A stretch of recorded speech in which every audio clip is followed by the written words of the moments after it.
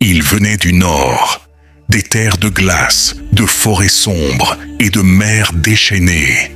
Quand leurs navires apparaissaient à l'horizon, les cloches des églises sonnaient l'alarme. Les rois tremblaient, les peuples priaient. Pendant plus de 3 siècles, les Vikings ont marqué l'histoire de l'Europe. Mais derrière les pillages et les batailles, il y avait des rois, des hommes de pouvoir, des stratèges, des chefs respectés ou redoutés. Aujourd'hui, nous allons raconter leur histoire, celle des rois vikings, de leur ascension jusqu'à leur disparition. Avant de parler des rois, il faut comprendre le monde dans lequel ils sont nés. Nous sommes entre le 8e et le 11e siècle. La Scandinavie, Norvège, Suède, Danemark, est une terre dure. Les hivers sont longs, les sols pauvres. La survie dépend de la mer.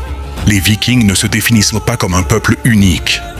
Être viking, c'est une activité, pas une nationalité.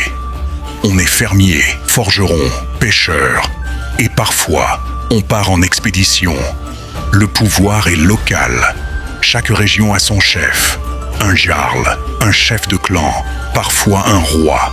Mais attention, un roi viking n'est pas un roi comme les autres. Un roi viking n'est pas sacré par Dieu. Il n'est pas intouchable. Il est choisi par sa force, son courage, sa capacité à mener les hommes. S'il échoue, il est abandonné ou tué. Un bon roi doit protéger son peuple, gagner des richesses, récompenser ses guerriers, honorer les dieux. Le pouvoir se maintient par la gloire. Sans gloire, pas de trône. Les rois vikings règnent avec les dieux à leur côté. Odin, dieu de la guerre et de la sagesse. Thor, protecteur des hommes. Freyr, dieu de la fertilité. Un roi est vu comme un intermédiaire entre les dieux et le peuple. S'il y a famine, défaite, maladie, on pense que les dieux l'ont abandonné. Et un roi abandonné par les dieux ne reste jamais roi longtemps. Ragnar Lodbrok, un nom qui traverse les siècles. Existe-t-il vraiment? Les historiens hésitent, mais les sagas racontent. Ragnar est un chef audacieux. Il défie les rois francs. Il attaque Paris. Il terrorise l'Angleterre. Il ne cherche pas seulement l'or, il cherche la renommée. Sa mort est légendaire, jeté dans une fosse aux serpents par le roi Hela. Mais sa fin n'est pas une défaite, car Ragnar laisse derrière lui des fils. Et eux vont changer l'histoire. Ivar le Désossé, Bjorn Côte de Fer, Ubbe, Hvitserk. En 865, il rassemble la plus grande armée viking jamais vue. La grande armée païenne. Ils envahissent l'Angleterre. Royaume après royaume tombe. Ivar capture le roi Hela. La vengeance est totale.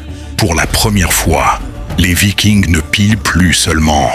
Ils conquièrent. Tous les rois vikings ne sont pas des destructeurs. Harald à la dent bleue règne sur le Danemark.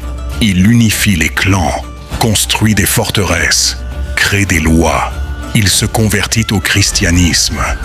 Un choix politique, un choix stratégique. Il comprend que le monde change et que pour survivre, les Vikings doivent évoluer. Harald Hardrada est un géant de guerre, ancien mercenaire, ancien garde impérial à Byzance. Il rêve d'un empire. En 1066, il attaque l'Angleterre. Mais à Stamford Bridge, il tombe sous les flèches. Sa mort marque la fin de l'âge viking. Les royaumes vikings deviennent chrétiens. Les raids cessent. Les rois deviennent des monarques européens. Les sagas restent.